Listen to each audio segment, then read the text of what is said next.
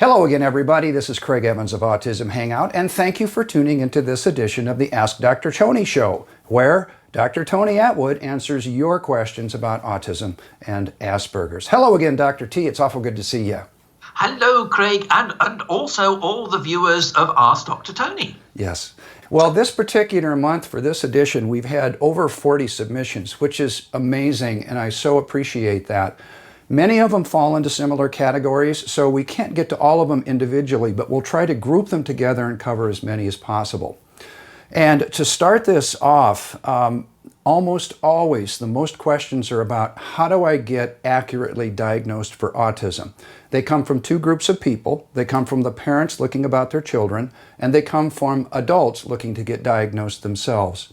So the questions fall around, can I find something online? Is there a good reference that I can read up on it? The second thing is, if I have to go to a professional to be tested, where do I look? Because these questions, by the way, that we're getting are from the US, they're from Australia, they're from Canada, they're from China. Is there a national directory people can use to go to get diagnosed? And then the third question is, what constitutes an appropriate test? As Donna Williams said, usually with autism, there's a fruit salad of other diagnoses, such as OCD or ADHD. So how do I know I'm taking the right test? Okay, some very interesting questions. And I don't have an online reference that seems to be the definitive way of diagnosing. In a way, you need to interact with a child or adult in a diagnostic assessment. The parents, of course, or the person themselves, may be able to answer some of those questions, but I don't have a particular online group, other than possibly Simon Baron-Cohen's team at Cambridge University, the Autism Research Centre. You can go to them on the internet, and they actually have for free a number of screening questionnaires. These aren't definitive diagnostic instruments, but they are fairly predictive of whether a diagnosis will be confirmed. Mm-hmm. Simon has been working on the AQ, Autism Quotient, and he originally developed it for adults, mm-hmm. then teenagers, then children. So you can actually fill it in, and also for very young children, what's called the MCHAT for children under 2.5 years. Mm-hmm. So I would go to ARC, Autism Research Centre, University of Cambridge. Oh, very helpful. Okay, is there a directory people can access to find where in the world they could go to have a formal test done? Oh, I think that would be a good idea. There's a sort of an unofficial good professional guide amongst people themselves who've had good or bad reactions. When we look at professionals, one of the key features is whether the person with autism develops a rapport with the diagnostician. And if they don't, they're going to shut down. And then you don't know, is that shutting down due to autism, or they just don't like the person who is assessing them? Obviously, the more experience you have, the better you are at actually knowing what to look for. For children, I try and engage in play and interaction and sometimes use particular instruments and so on. But I would like there to be a directory, because I get so many emails from people all over the world saying, who do you recommend in Madagascar? Who do you recommend in Ethiopia? Mm-hmm. And I'm sorry, I don't have anyone to recommend.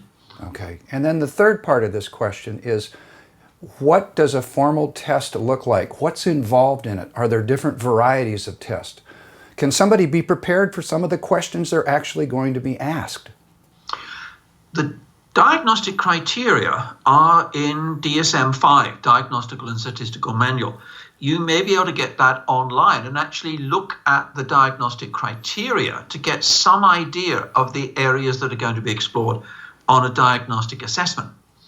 I do know people, and I use an instrument which is still under development, which asks specific questions in relation to specific components of DSM-5. Mm-hmm. Simon Baron-Cohen has developed the AQ, excellent instrument to really indicate a reasonable chance of diagnosis. But I tend to use the RADS, the RITVO Autism Asperger's Diagnostic Schedule Revised, as a useful instrument in that way. Mm-hmm. So for adults, I would normally go through developmental history, starting off, when did you know you were different? What differences were there? How did you get on at elementary school, in friendships, schoolwork, and so on?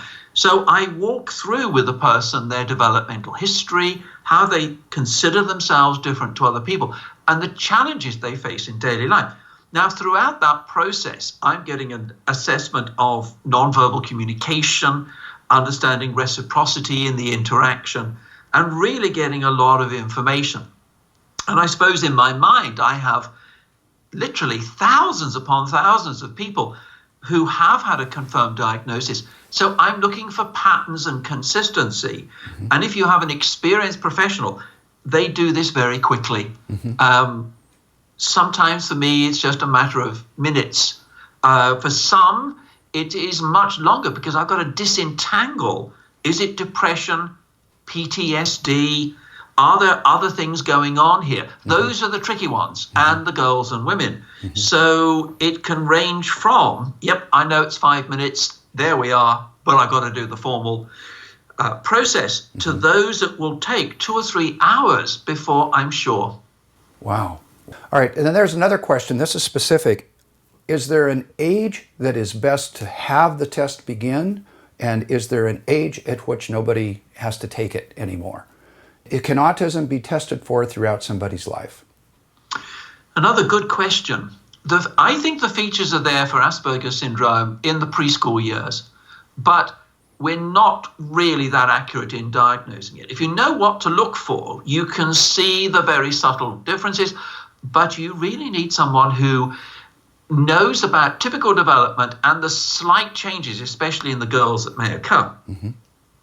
But for the adults, often the assessment is for personal needs rather than necessarily to access services. So this is to have closure with the past, why you were bullied and teased, why you thought you were mad or stupid, but also to make decisions for the future based on strengths. And also, how have you coped with being different? Are some of those strategies good ones and have helped you? Or are some actually leading to low self-esteem and depression? Mm-hmm. So for the adults, we go through their lifestyle and how the diagnosis could be an advantage to them. All right. Now somebody is diagnosed. How do they tell others about their autism? To tell or not to tell is quite an issue. Who needs to know? I think it needs to be reserved for those who need to know. For those who don't, I tend to use the phrase, I'm the sort of person who tends to look away when you're talking. I'm not being rude. It helps me concentrate on what you're saying. I'm the sort of person who talks and talks about trains. I'm so enthusiastic, but I'm not good at reading the signals of boredom. If I'm boring you, please interrupt me. So we take the characteristics of Asperger's, and how can you explain it as a description of personality rather than a syndrome? I'm the sort of person who. Mm-hmm.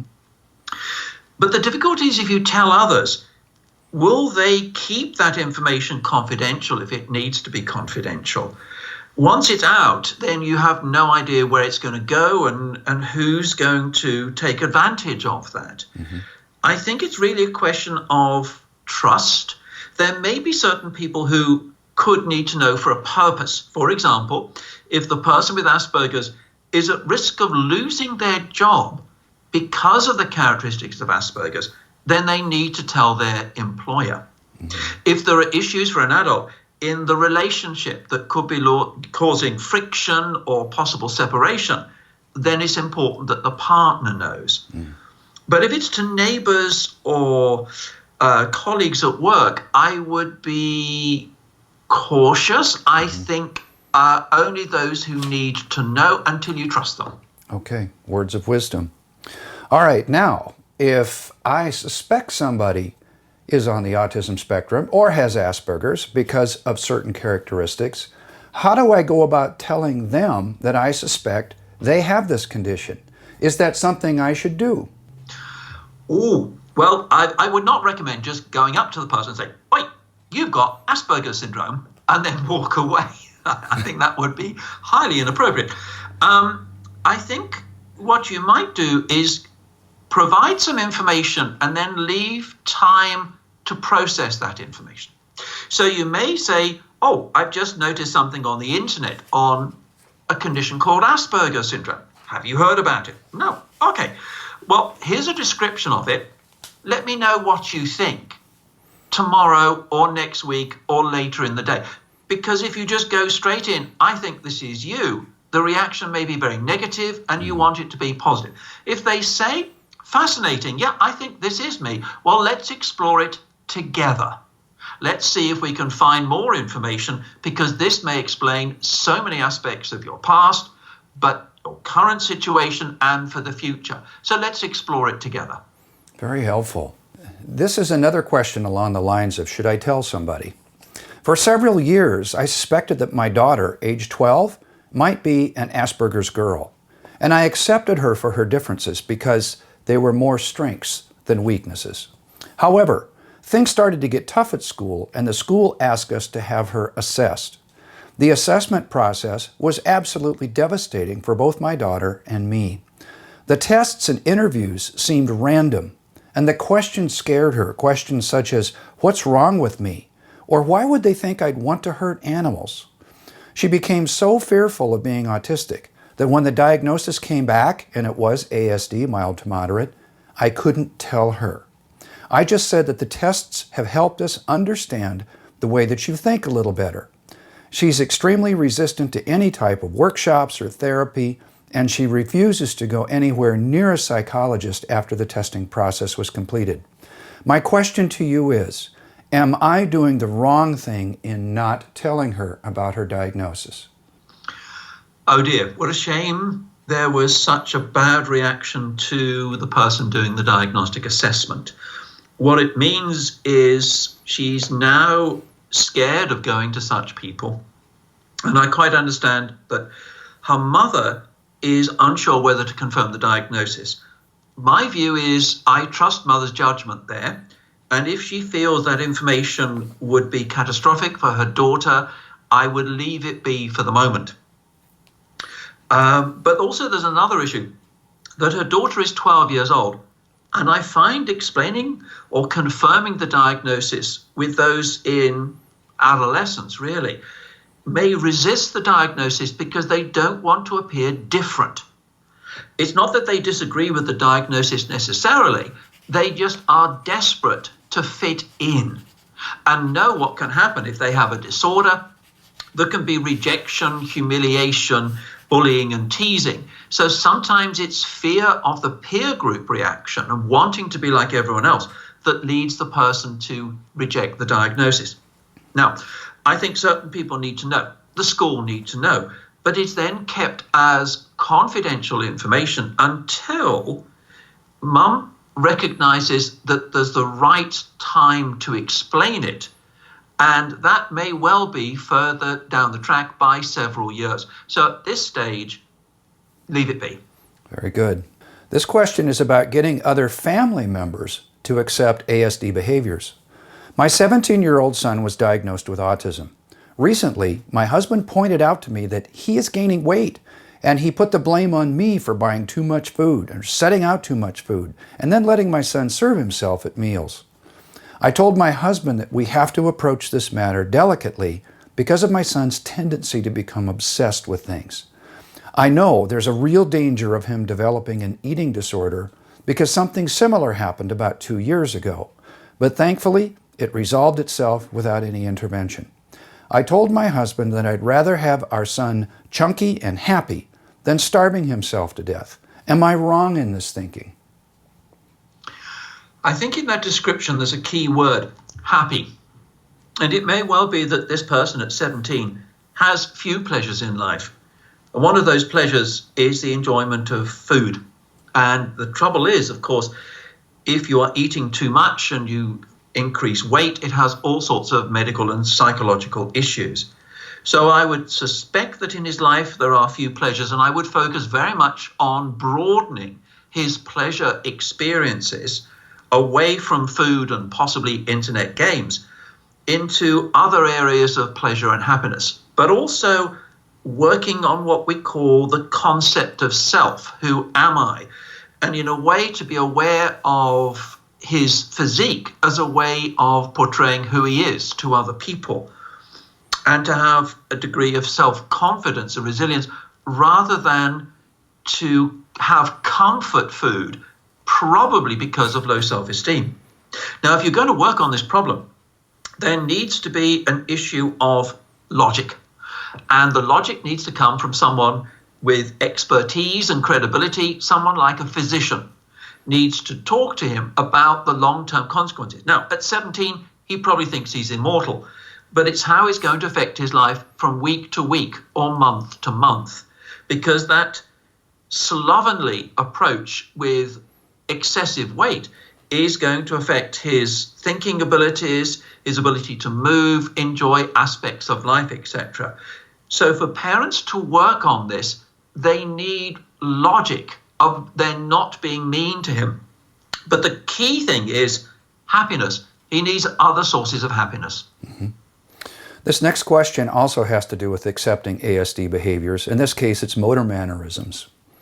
Our son, who is 16 and an HFA, has been working through his motor mannerisms issue with an excellent psychologist. Unfortunately, they don't seem to be making any progress. I'd really like some advice as to where to go next, as this is a big problem for him socially. Thank you in advance. Ooh, again, what an interesting question. Motor mannerisms. There are many reasons for them, but the two main ones are that they're an expression of a thought or emotion. Mm-hmm. They're sort of a happiness flap or a little excitement jiggle, in which case it's a way of expressing emotions in an unusual but endearing way. It's what I call the mannerisms have a message. Mm-hmm. And that mannerism means that's what he's thinking or feeling, and that's useful information. But another is whether they're Tourette-like tics.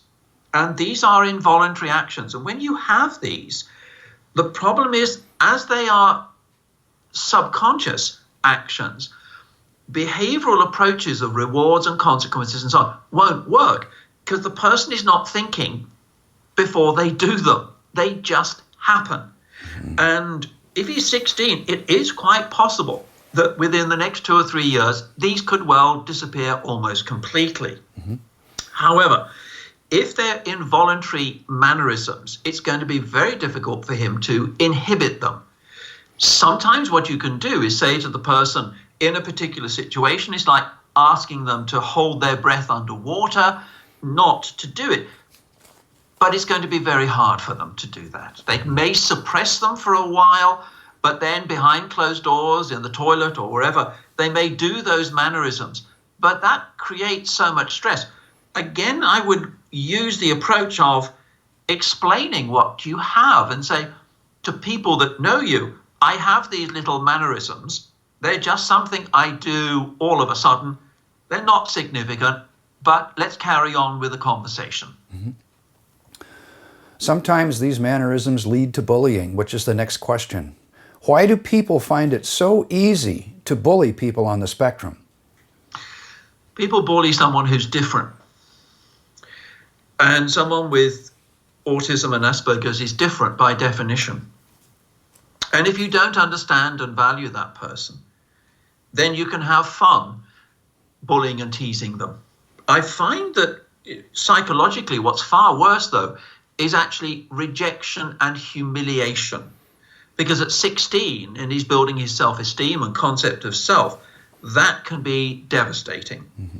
And the people who bully, tease, reject, and humiliate have no idea of the damage they do. Sometimes when the person with Asperger's meets them years later and has been thinking of what they did 10, 20 years ago, and it's on their mind every day, and they meet that person who says, what? Did I do that? I can't remember that. I can't remember that at all. And yet the person with Asperger's remembers it so vividly, can't have closure because they can't understand why. Why would someone be mean to me? Why would someone hurt me? I'm not a person who goes around doing that. Those with ASD are predominantly the victims of bullying and teasing because they're different. They're not going to be supported by popular friends. And often those who do this will get away with it. And when the person with Asperger's retaliates, it's when the teachers see them and they get into trouble. Right. So bullying is something that can lead to depression. It can lead to low self-esteem. And if he's at school, that mother needs to talk to the school and say, this is going to do serious psychological harm for my son, and it needs to be stopped. And if we're going to stop it, it's really a question of encouraging other kids to step in and stop it, because most of these actions, teachers aren't looking because they don't want to get caught. Right. But the other kids are. And so it's asking the other kids to step in and stop it. And that's the only way it's going to occur, by the other kids saying, it's not cool, it's not funny, it's actually cruel of what you're doing, we don't agree with it, you stop it. And so a sanction from a peer is going to be more powerful than a sanction from a teacher who are viewed as the enemy at 16 anyway.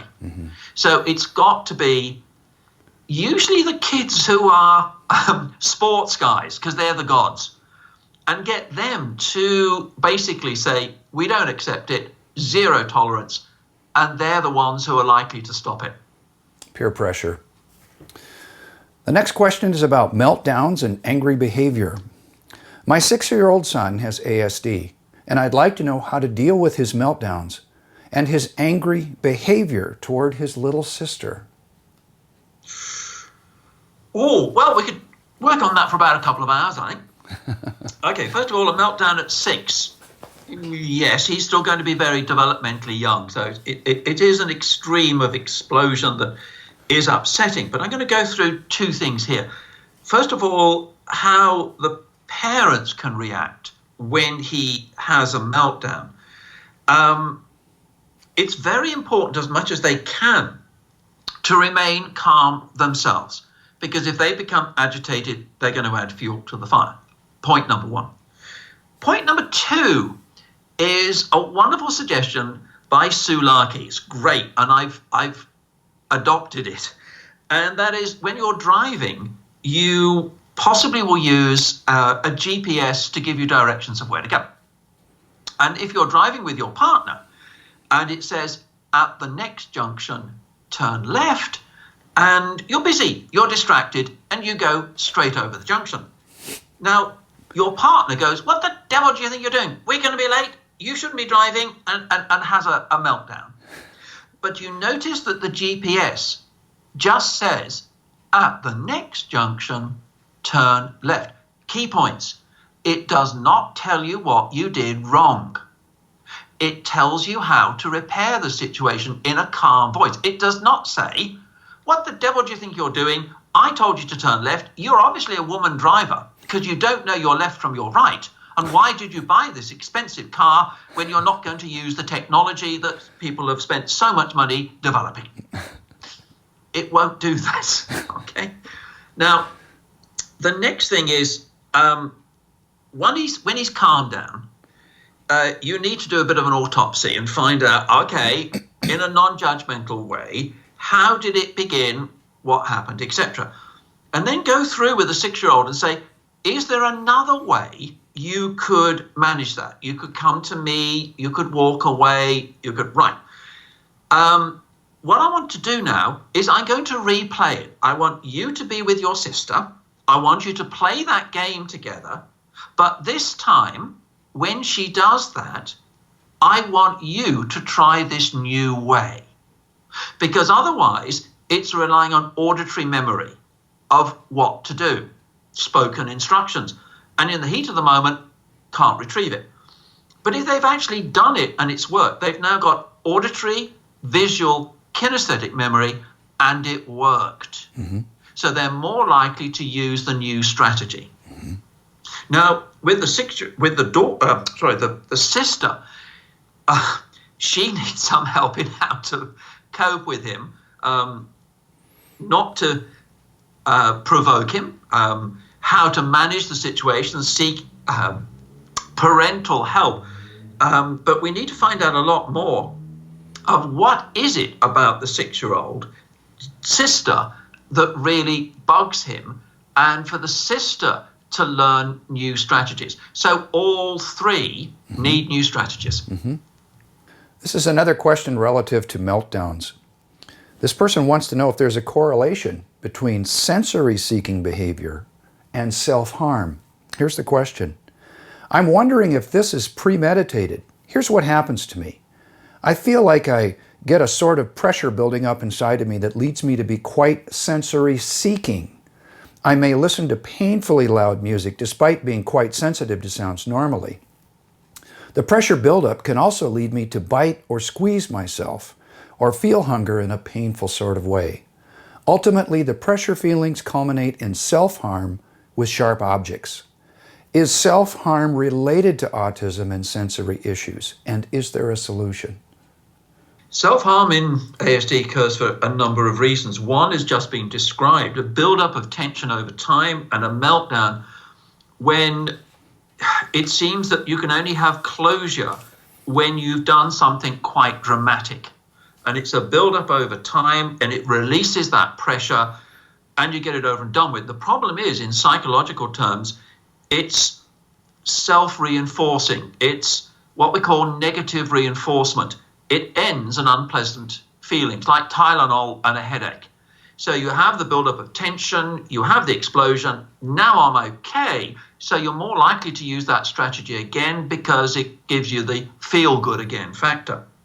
So if there's a buildup of pressure, you need to have what I would call an explosion, but a controlled explosion, that you can find some diversionary activities or substitute physical activities that won't cut you or bruise you. It may be jumping up and down.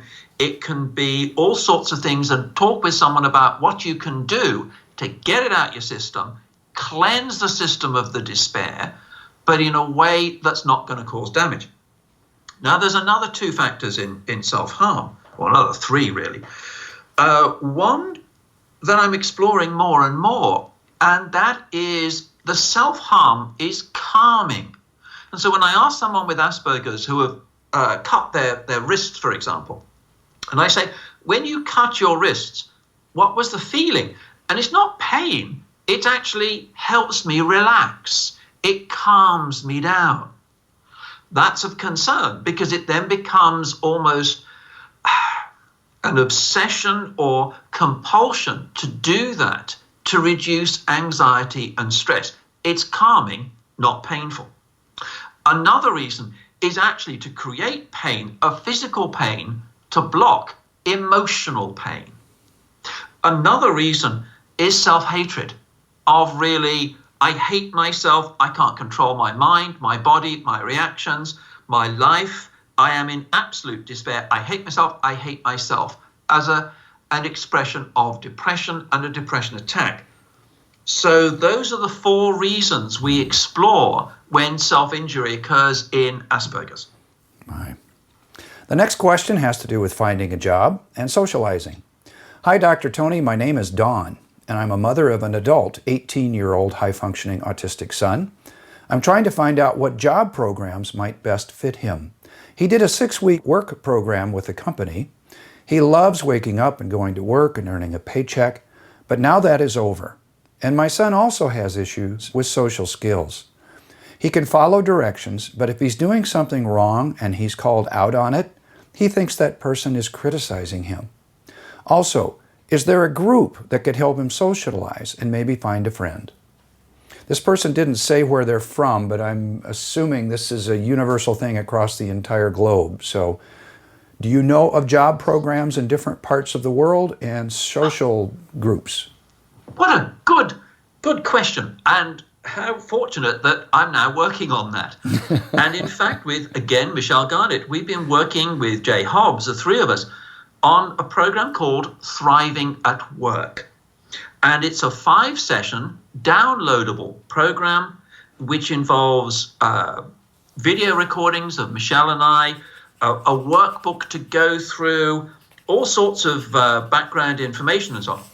So if you go to mindsandhearts.net, and there's a tab at the top there called Thriving at Work, and it's a 5-session self-help book, and I would recommend downloading that program. to help him. And it covers aspects such as social skills and sensitivity to making mistakes. And that's one of the major things that we focus on during the program. The other resources I would recommend are a number of books published by Jessica Kingsley Publishers, jkp.com, as they publish at least half a dozen, if not more, books on helping people with ASD find and keep a job. The first problem is to get it. The next problem is to keep it. Mm-hmm.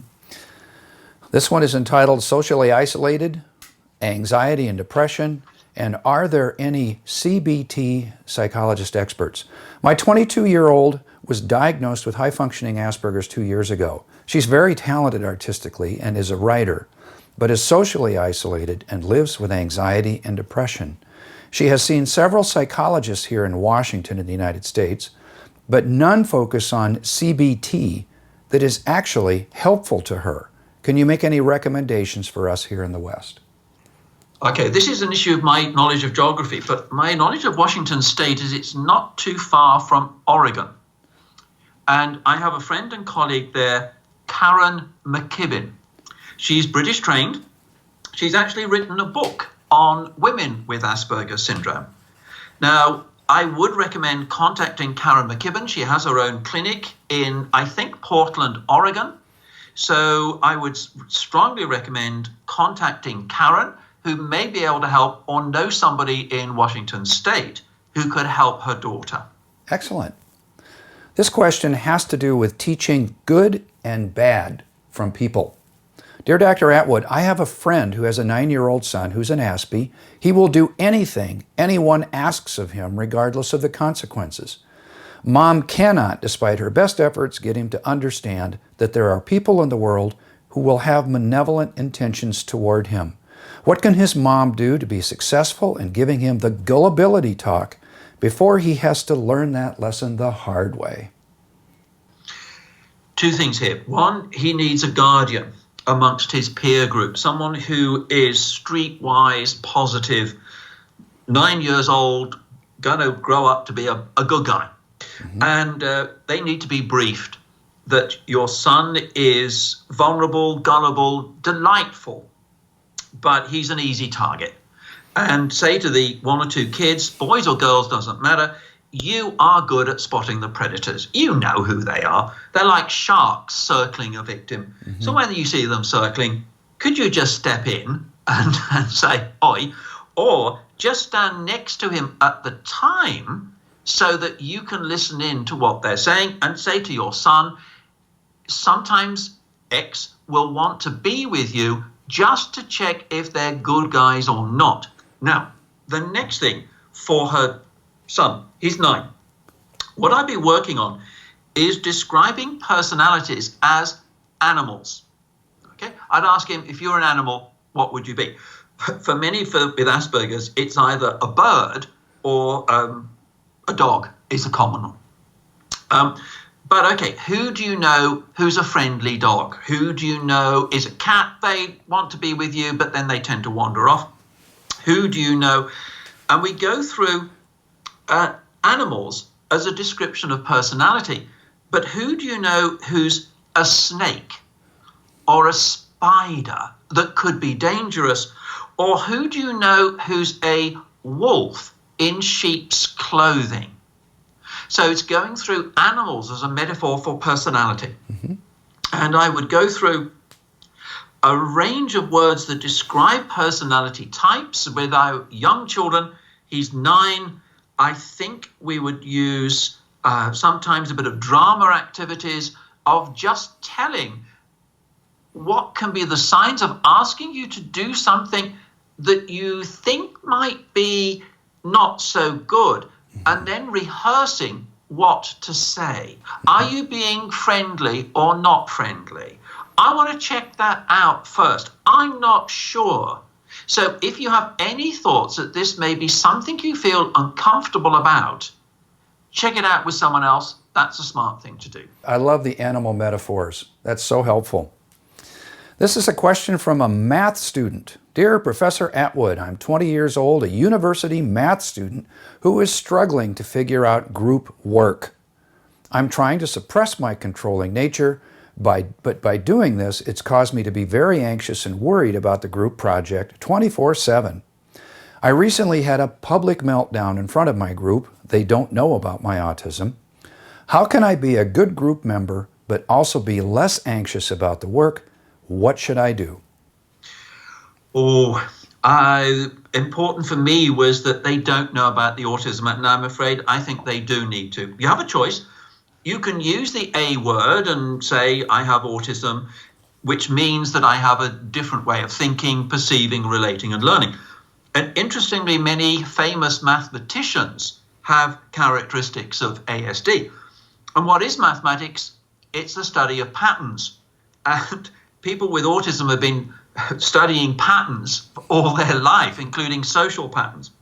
So it means that you may have a mathematical but not a social mindset. They're very different skills. Now, I think that the group need to know of your diagnosis, if not to say, I'm the sort of person who. That is to find out what is it that is abrasive or confusing to other people. To define that and then say, guys, I need your help. I tend to be controlling. I'm a bossy boots. I tend to expect others to follow my directions. This is something which I've tried to change, but can you point out when I'm doing it and give me advice and feedback when I am flexible, cooperative, sharing, and engaging? Mm-hmm. Now, I also think that this person needs a bit of guidance in the social skills. I would hope that the university would have guidance for students with Aspergers on group projects and the sort of things that they're going to need to know. And it is the art of compromise, negotiation, compliments, etc. So those are aspects he needs to learn in a group setting, because that's going to determine whether he gets a job or not. Mm-hmm. So often for the mathematics students, their biggest problem is not the maths, it's group projects. Yeah. So I think he's very brave to be trying to do that on his own, but I think he needs to let people know.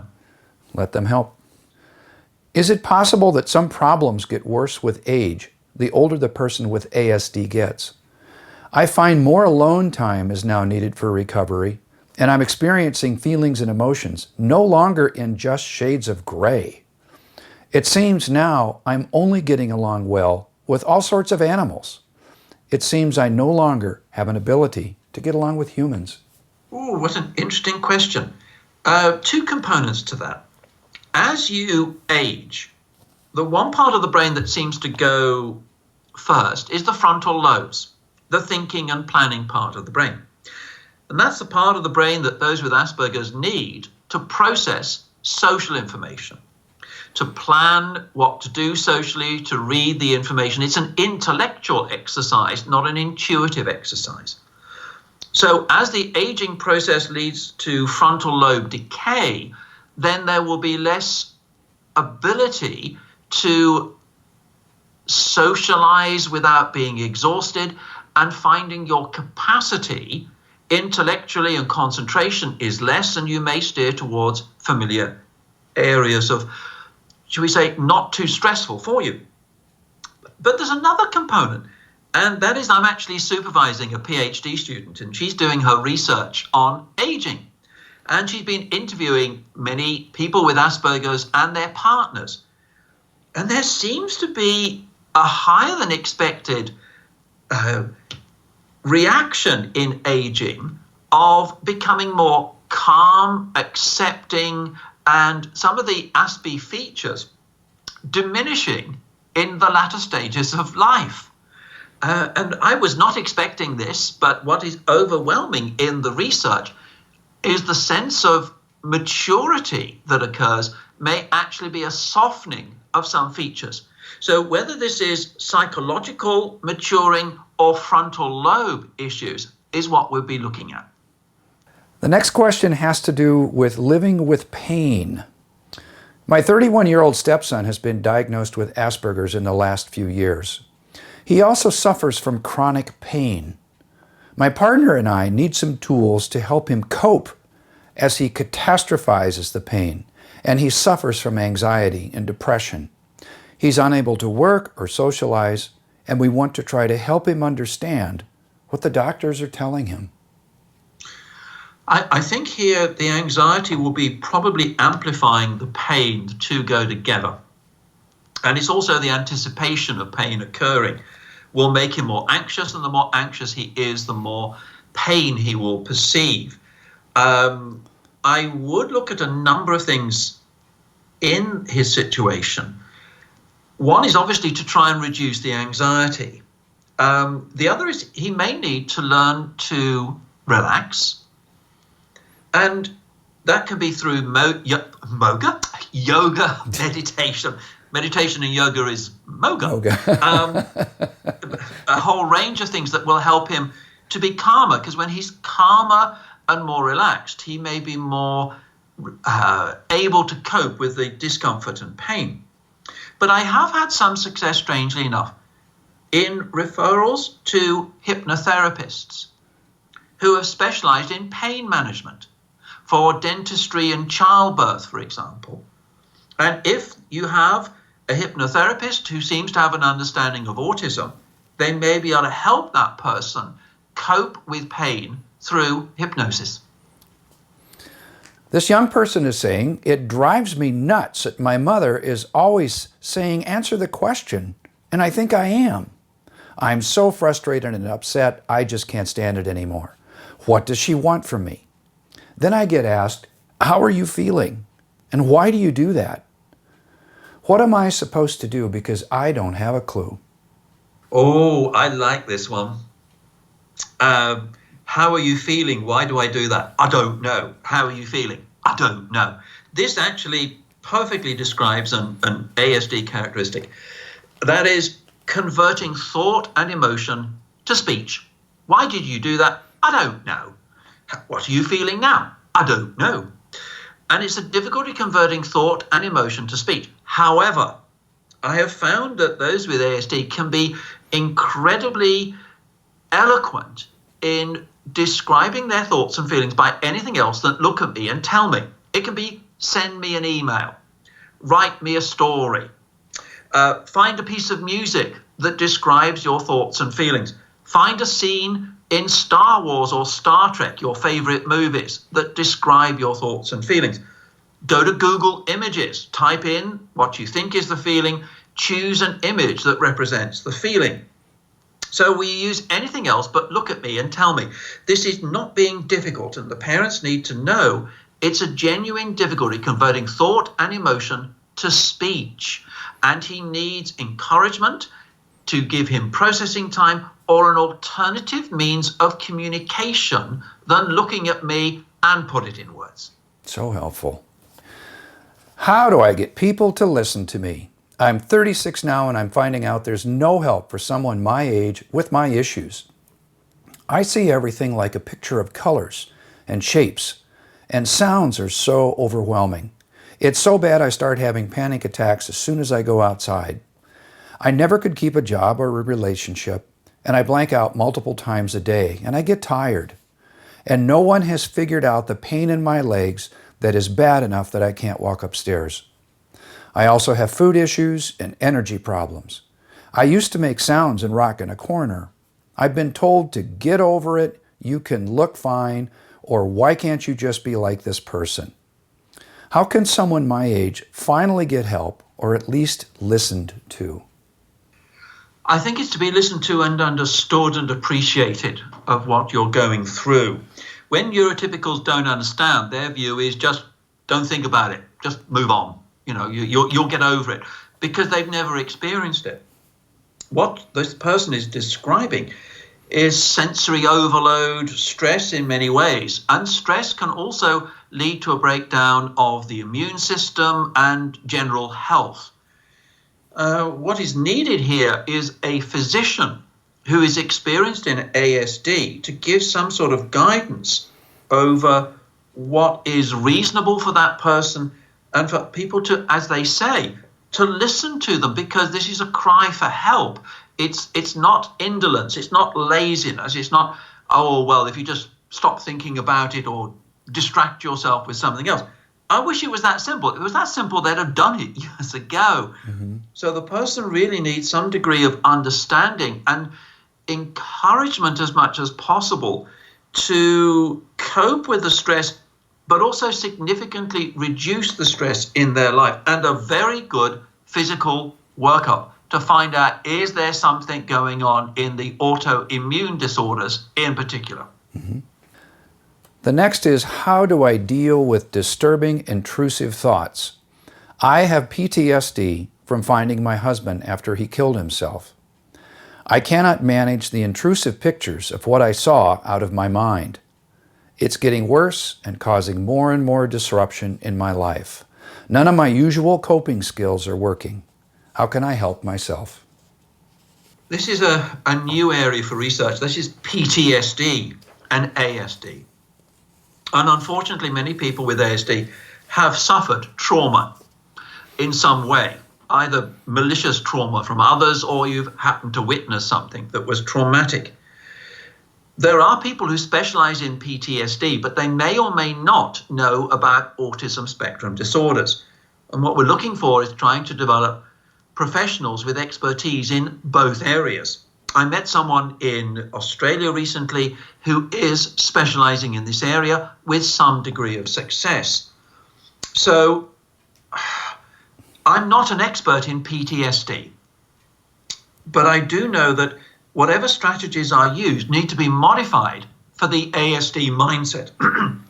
For example, the comments of difficulty converting thought and emotion into speech, and having intrusive images which can be incredibly upsetting, and a difficulty in having closure with the events. And that needs to be gone through with someone who can provide you with help. So I think access to someone with PTSD and ASD training, and I hope you can find someone to do that. That's tough. The next is understanding the death of a loved one. I have a 31-year-old son with autism. He also suffers from learning disabilities. His mental age is 6 to 7. And he has epilepsy, and although his seizures are medicated, they remain uncontrolled. He has reacted very badly to the death of his maternal grandparents. He refuses to go outdoors, and he worries when I or my wife leave the room.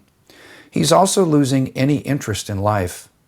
We've tried social stories to explain their deaths, but he doesn't understand what is being drawn or told. I feel that some of his seizures are anxiety-driven rather than epilepsy-driven. We still believe he's in grief. All his sensory, sensitive areas seem to be so much more heightened, and they're getting worse. Is there anything you can suggest for us to try?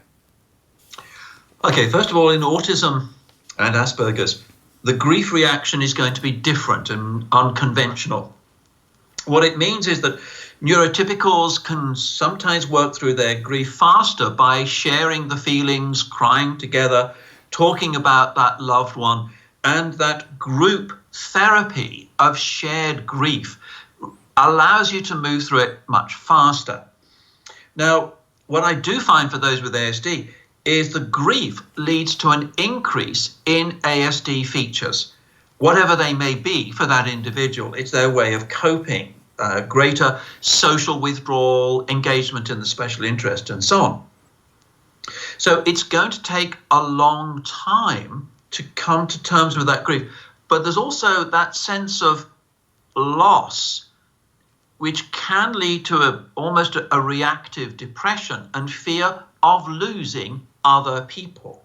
So, for example, if that loved one went to a hospital, then when parents go to a hospital, that's where people die and will be scared about going to a hospital themselves or other people going. Mm-hmm. Now, Jessica Kingsley publishers have published 2 or 3 books on grief and autism, and one for those more with classic autism. So it's going through a recognition of his intense emotions, difficulty in expressing those, And it's going to take, I would estimate, 2 to 3 years at least to come through it. My 17-year-old has turned to drugs. What can I do? He was put out of the adolescent psychiatric unit onto the street 2 hours away from his home with no phone, no money, and not even a bus ticket. He seems to be in the too hard basket. He's had several hospital admissions, but all this does is make him more angry. Where are these people going to go for help? The topic is really addiction and ASD. And I have to express my personal issues here in that my son, William, has Asperger's syndrome, and he's been a drug addict now for nearly 20 years. And obviously I've talked with him about the issue of starting addiction. There are several reasons why it begins. One is to engage or disengage from reality. To engage in the sense of trying to be relaxed in social situations with alcohol and marijuana. When you're relaxed, you can participate more freely, but also to engage with a marginalized group who are pleased to see you and you can join in their culture. But it can also be then to disengage, to create a bubble of detachment where you're not considering your concerns of the past, your concerns of the future, but you're also using it to self-medicate for anxiety in particular. Unfortunately, the alcohol and drug dependency services aren't sufficiently knowledgeable about ASD, which is ironic, because there's a suggestion that about 1 in 4 of those in alcohol and drug dependency services have characteristics of ASD. And they are notorious for not responding to group therapy, disclosure of your thoughts and feelings relating to the others, and all those sorts of neurotypical therapies are not designed for Aspergers. My son has been to rehab many times. He's also been to prison. And he said, "Dad, at least in prison, I had my own cell. I had my own solitude. But in rehab, I had to share in a dormitory of 16 men. And I had no privacy. The staff there didn't seem to understand me, didn't seem to realize the difficulties I have in disclosing and talking about my feelings." And then he left with the intention of never returning. So the difficulty with this 17-year-old is if he decides that they don't understand me, then he's going to have a recovery on his own. Now, there is a new book out, and I keep promoting Jessica Kingsley Publishers, but I wrote the foreword to it, and it's been published in the last few months as a description of the issues of addiction and Asperger's. And I think that should be essential reading for all those in this area. What I would like to see is the mentors with Asperger's who have been through addiction, and I'm hoping my son will eventually do that, who can talk about the challenges and different ways of coping, because taking drugs can be a lethal activity.